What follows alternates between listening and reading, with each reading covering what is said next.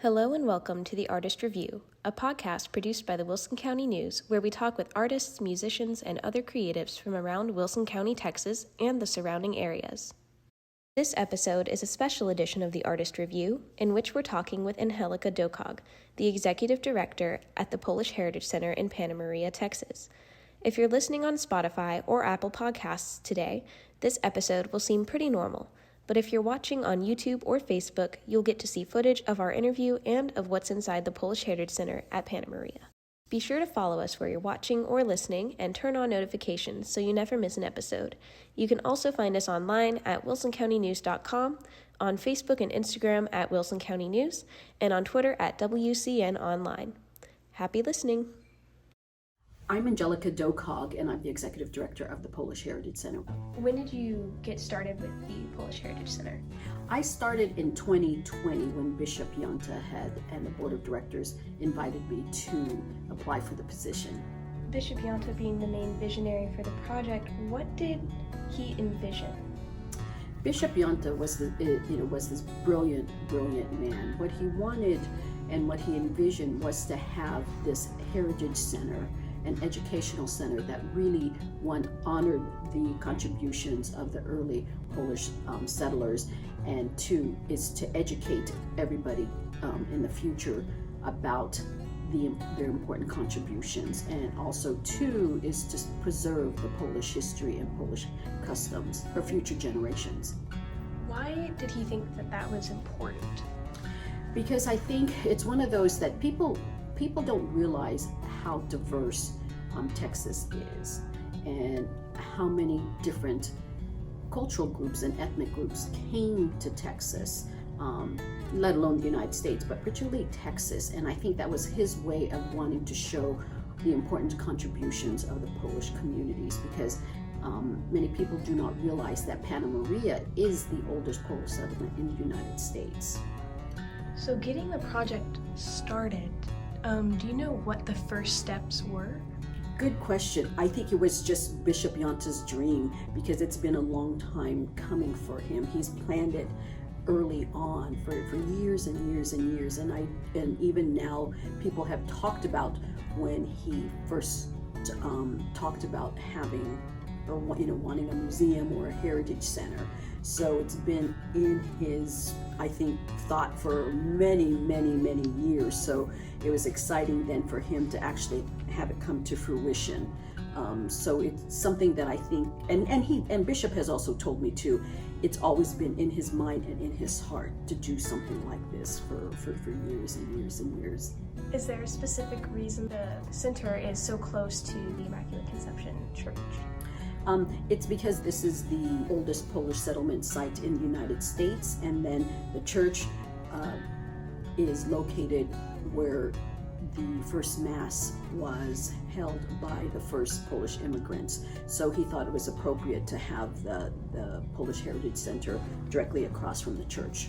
So when it came to planning and then building such a magnificent center, how did y'all go about that, or who would you like to give credit to? I think to, of course, Bishop Janta, to the Board of Directors, and to the people of Panna Maria and the surrounding areas, because it was through their efforts, both volunteers and as researchers, who help provide the information that people see in the galleries. In fact, it's many of their own photos, many of their own stories, that have been passed down through generations. So this also gave the different families the opportunity to continue to preserve their family stories, because we're fortunate where the descendants of many of the original families still live in the area.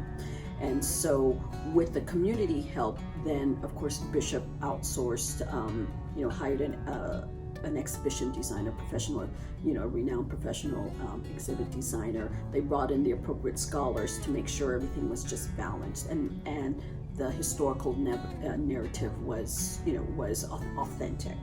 And so it was just, I think, this wonderful group of people that came in to wanting to tell the story in the most appropriate manner. And this was all led by, His Excellency, because he was so excited. I think his excitement and passion for doing this really affected people, and they still affects everybody, that they wanted to join in this effort to create this, this heritage center, and as well as an education center for the future, for the present and for the future. Right.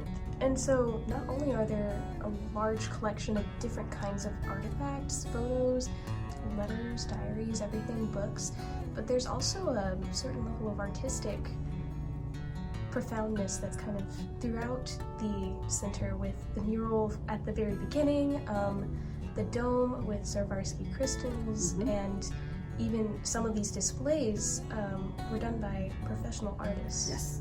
Yes, that was part of the exhibit plan and the exhibit design that Steve Hardy, who was the main exhibit designer, he commissioned artists from Houston and other places to develop these beautiful images and graphics specifically for the center.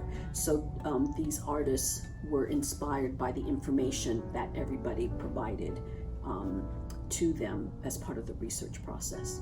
What all goes into museum curation, and who helped to complete all of that? Because it's not just the gathering of the materials that y'all do. Right. It's telling the story of the first immigrants that came, and always think of of museums and heritage centers as 3D books, because we're here to tell a story. So you can go to any museum, any heritage center, they tell a specific story. So that's how I like to describe what we do, is we're a 3D book, because you could come in and each gallery, as you see when you're here, is a certain section of the story. So for us, we have the first gallery. If the visitor chooses to go in that direction, the first gallery is about the history of Poland, because unfortunately here in Texas, not much is discussed about the history of Poland at any level, not until I think you're into secondary school, where you address more of the contemporary issues. But many people don't know, one, where Poland is, or two, their history. So Bishop was very much aware, as well as the board of directors. So there's I think a really nice a summary, of course, of the history of Poland, and really getting the understanding of why people left to come to America. Because I think many of us, we like everything in context. People just didn't leave because they wanted to. There was always a reason, and that we see continuing today. People leave their homeland for political purposes, economic purposes, educational purposes. And so that's how the exhibit started, as the history of Poland, and then it just goes through the pretty much a chronology to the present. So it gives the visitors a very good, I think, an understanding of what the first immigrants went through when they had to come, and then talks about the transitioning, about leaving their homeland and becoming Texan Americans. And then when the first settlers came in 1854, unfortunately it was the Civil War that happened 2 years later, and because they were living here, they were pulled into the war. They were conscripted, the young men. And and here you're looking at individuals who just came to the country. They didn't understand the war, let alone understand English, and so they were divided and fought. And ironically, these are similar reasons why they left their country. And now here they're being forced to fight in this land. So it talks about that. We have documentation and letters and photos of that period. And then it talks about the transitioning into the contemporary time as well, and how they moved from Panna Maria to McCook and Fall City and other places. Wow. And yet through all of that, there's also an aspect of your entire museum that's appreciating and longing for the homeland. Right. Because I think too, now, especially now after the pandemic, post-pandemic, people are interested in where they came from, where their roots are. I think that's part of the identity. So I think that's why the center plays even a greater role now. And other centers is people, there's this longing, I think, because, we went through those 2 terrible years of, everything shut down. It just really made people reevaluate, who they are and what they did. And so we're seeing, being in the field, I've been seeing more people interested in finding out about their roots, their heritage. And that's continuing. And this is interesting because this is all ages. We've got the young ones and we've got, of course, the older ones. But it's interesting. It's across the board where people are wanting to find out more, because that's why those websites and all those others like 23andMe and Ancestry.com, and genealogy has become even more popular than before. It's that sense of belonging that's critical, I think, for each of us. Technology is a very large part of this center. So although it's very traditional, in literally capturing the tradition, it does so in a very immersive way. Yep.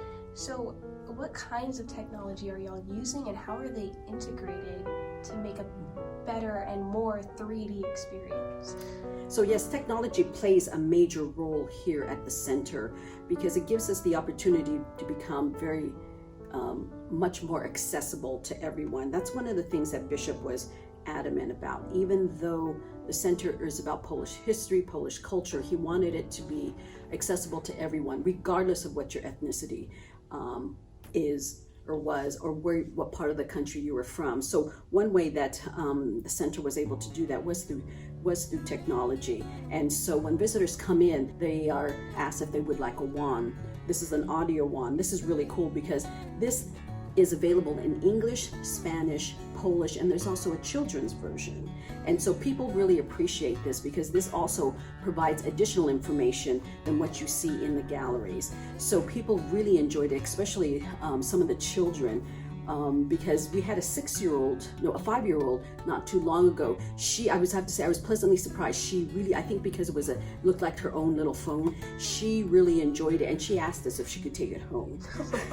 And she listened to it all the way through, and it was great. So we've had the children really enjoy using it as well as, like I said, people of all ages. So that's really made us even more accessible than I think what we had probably, Bishop already knew that this was going to be accessible to everyone. And so other things we have the different interactives that we have throughout the galleries. Because again, as heritage centers and museums, you can only put so much information out for the public to read. So because we have so much information, that additional information is stored through iPads, and which are interactives. And so there's some activities on there that you could find out more information. And that has been another way where people have been able to even learn more about that particular subject. So throughout the galleries, we have these different stations, whether it's audio you can listen to, and then we also have a lot of different monitors that are throughout, because again, depending on what type of learner you are, I'm a visual learner, so I like to see things and read.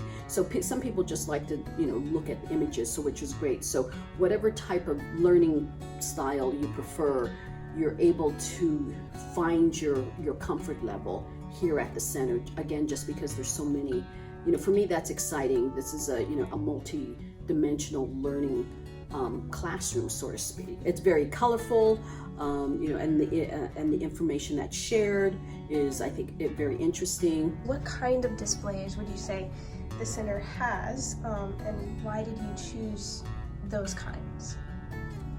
So with the displays, that's one of the things that I think the bishop and the board of directors and the others that were supporting wanted to make sure they were very thoughtful in terms for deciding what type of exhibits and what type of displays to show, because they wanted to be able to convey the most authentic, most historical and appropriate narrative in the most accessible way.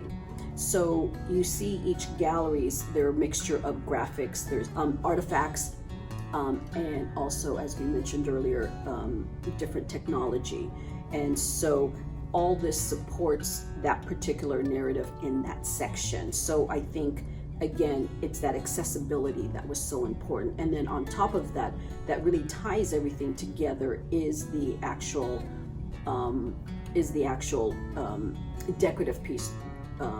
Is the different patterns that were used. For example, in the first galleries, you'll see a floral pattern, which is a Polish design, and that makes it.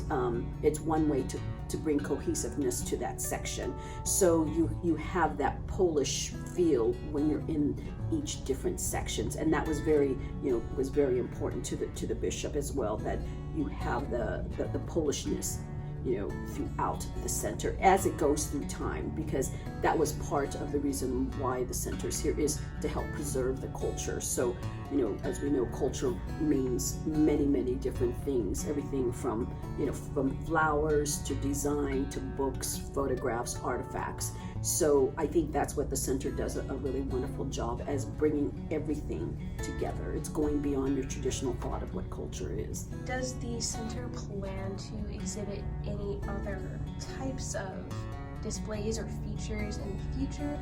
Yes. That's one of the things. In our back gallery and in our multi-purpose room, we're looking at doing temporary exhibits, and one of the ones, our first temporary exhibit, which we're very excited about, is called A Polish Woman's History exhibit, that talks about the way the women today preserve their Polish traditions through work, faith, and family. And so this was done in conjunction with the Consul General in Poland. He awarded us with a Polish community grant, so we were very fortunate to do this exhibit. And this exhibit highlights a number of women, of course, Polish descent, and it really talks about how they were instrumental at preserving their family history and their Polish customs as well. So it's a wonderful exhibit that really tells the story, and it's been very, very popular. And then so after this, we're looking at other exhibits as well, and to do different types of temporary exhibits. Right. Because there's still so much to do. Can you give any hints as to what some of the topics that y'all are looking at exploring in future exhibits would? Yeah. So there's two that we're looking at. With the one in particular is with the bishop's passing just recently. I'd like to do a temporary exhibit about him, because he just led such an amazing life, and so that is one that we're looking at. And another one that's being looked at too is the Consul General in Houston has another wonderful traveling exhibit. It talks about Poles after World War II. So so we're looking at doing different types of exhibits. One is an in-house exhibit, meaning that we do it ourselves, like we did for the woman's exhibit. And then two is our traveling exhibits, where people come to us, like the Consul General of Poland. He has traveling exhibits, so he asked me last month if we would be interested in the exhibit, and because it supports our mission, so we are looking at that as well. And so there's I'd like to do an art exhibit on Polish artists, Polish American artists, and so there's a number of things that I'd like to do a children's exhibit as well. So there's endless topics that we can do exhibits on. Amazing. Now let's talk about how the center plans to carry out these goals, because obviously there's going to be a financial need for anything that y'all have going on. So how do you raise money? How do you plan to do that? And how can people who would like to support y'all do so? Good. So yes, like many nonprofits, we have to always think of ways for financial sustainability, and the center is, of course, falls in that realm as well. So one of the things, of course, is the ongoing donations. We have very generous supporters, and we're fortunate that we do, but we're always looking for new donors, because as a need, just the basic of the operations of the center, keeping the lights on, paying the electric bill, and the internet, that sort of thing. So we're always looking for new donors and new ways people can help support the center. The board of directors has a fundraising committee, so they're always actively being creative and looking at new avenues for raising money and for sustainability purposes. And then also too, another way that we generate is through the gate, in other words, through admission, and then also through programming, and then through different tours, school tours and community organization tours as well. So, and of course, looking at writing more grants. So we're just trying to be creative in terms of creating a sustainable flow of income to continue doing what we do. All right. And how about those who may have artifacts, family artifacts, stories, anything that pertains to their Polish heritage, knowing more about Polish culture and history? how can they, donate that stuff to y'all? How does that work? Yes, we're always interested in seeing what people have. They could just contact us, look at our website and then contact us. And then what we do is, if we think that is something that it supports our mission,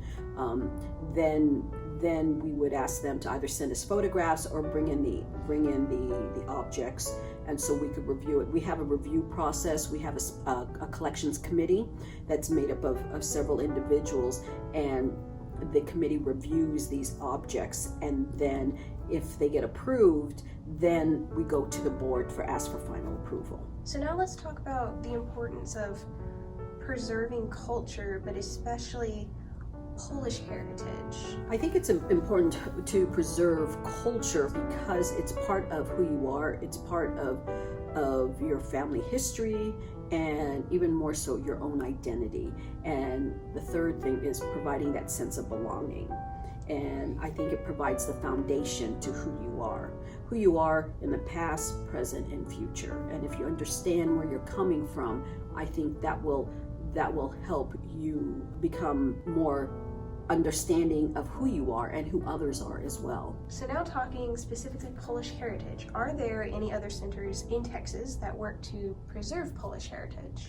There's actually, there was one in San Antonio, the Polish American Center. That was actually, it's actually near the Mission San Jose, because that whole neighborhood there was a very diverse neighborhood. I think it still continues to be quite diverse, and that's where a very large Polish community lived for years and years. So they interacted with the individuals who went to Mission San Jose. So that was really cool. I mean, there's documentation, for decades that happened. And so that's why there was a Polish American Center there. And then there's different types of organizations in Houston.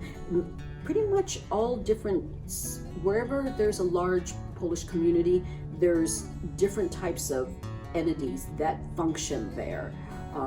So there's an umbrella organization called the Polish American Council of Texas, PAC, and it's a wonderful organization where anything Polish in Texas belongs to this organization. So this organization has like 46 different Polish related organizations. So whether they could be cultural centers, they could be cultural organizations, they could be libraries, or they could be businesses, but anything Polish related is a member of this organization. And Dr.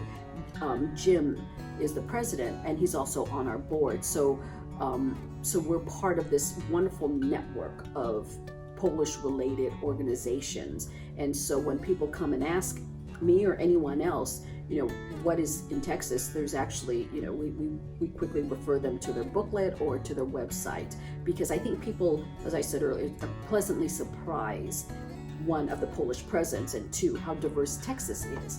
In your opinion and from your experience in a wider scope, does Polish heritage and culture tend to get overlooked, and how does that happen? I think over the period of time, I don't want to say it got diminished, or it's just they've been unfortunately larger groups that come, because overall there is a large Polish community, but compared to some other groups which are larger, so as we've seen, sometimes the larger group takes precedence over. And also too is that unfortunately here in Texas, there's not a lot of emphasis in the state standard to teach about the history of Poland. As I speak to people, and also some of the educators as well, students in public schools are not introduced to the history of Poland until high school, where they talk more about the contemporary times, like the 80s and 90s, where that was a lot of activity happening, in Poland.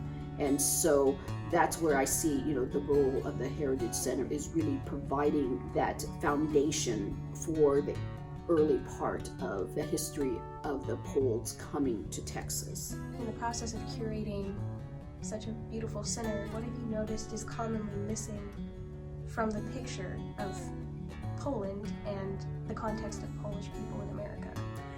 I think what's often that people don't realize, even some of the Poles themselves, is the perseverance that the Poles had and continue to have, because if you look back at history, the history of Poland was quite dynamic and turbulent. And so many people did not realize that the Poles were forbidden to speak their language or celebrate their traditions for almost 123, 24 years around. Otherwise, if they spoke, they could be killed. So their culture, their traditions, their whole lifestyle was pretty much frozen. But even though they were told by the Germans not to speak their own language, somehow in secret they were able to still maintain their language, maintain their traditions, maintain their culture, despite being told they were forbidden for all these, for over 100 years, up until the First World War. And so that's when they became a country, again, when they were able to speak their language and celebrate their traditions. So I think that's what I see a lot of people do not realize. To that extent, even in Europe, that severity of controlling or really, really forbidding a country to speak their own language was critical. I mean, again, many people don't realize that. We see that at other places in the world, but in Europe, let alone Poland, a lot of people, because even when we come, even all the visitors, we say, oh no, you all were not, your descendants were not allowed to speak the language. And they're like, what? Yeah, I said no, because you would be killed. To kind of end our conversation, let's talk about how cultural preservation impacts a community. So, speaking to Panna Maria, have you seen an impact here, and how have you seen it impact other places? Yes, cultural preservation is absolutely critical, I think, to any and all communities, because it provides a sense of cohesiveness, of belonging, of being part of a community, but it also instills pride of who you are and then where you're from. And then the third thing is that I think it's a source of inspiration for many people as well, because it's almost as though, this is what your forefathers and foremothers, your predecessors did for you. Now, what are you going to do? What are you going to leave behind? Not only are we a heritage center, but we're also considered ourselves as an economic partner and community partner to this area, because it's our hope that with the center being here, that people will come here from other places. Maybe they don't necessarily have a reason to come here, but they heard about the center, and so we hope it would be almost like a tourist attraction where people will come, and then after they visit the center, they would visit the other towns in the area to help generate that revenue. How do you think that cultural preservation, and especially this center, will impact history and education surrounding Polish heritage and culture?